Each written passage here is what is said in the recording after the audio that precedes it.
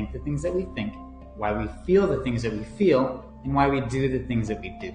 It's valuable to understand the ABC model because once we understand how our thoughts, feelings, and behaviors interact, we gain the power to start changing them. The ABC model looks like this. First, there's an activating event.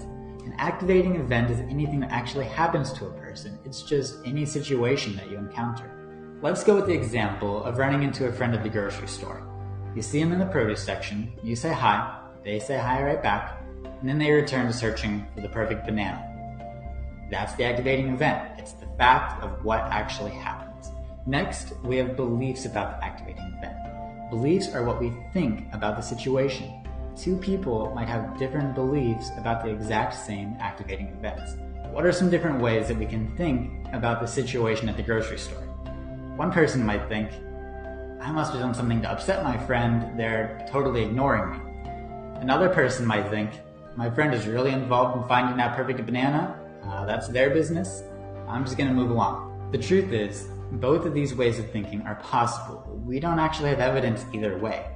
Our beliefs usually happen so quickly that we aren't even aware of them. We don't take a second to stop and think, was there evidence for that? This is where things get interesting. Someone who's depressed is more likely to have a negative thought about any situation. Someone who is not depressed is more likely to see the same situation as either neutral or positive. Finally, we have a consequence. The consequence is the result of our belief about the situation. This can include how we feel or what we do because of our beliefs. For example, the individual who felt that their friend ignored them, they might go home feeling hurt, and they might not talk to that friend for a while thinking that they were upset with them. On the other hand, the individual who thought that their friend was just acting funny for no good reason, they'll probably forget about it, go home feeling just fine, and they might call up their friend that evening to check and make sure everything's okay. The consequence stage of the ABC model has an important effect on our lives.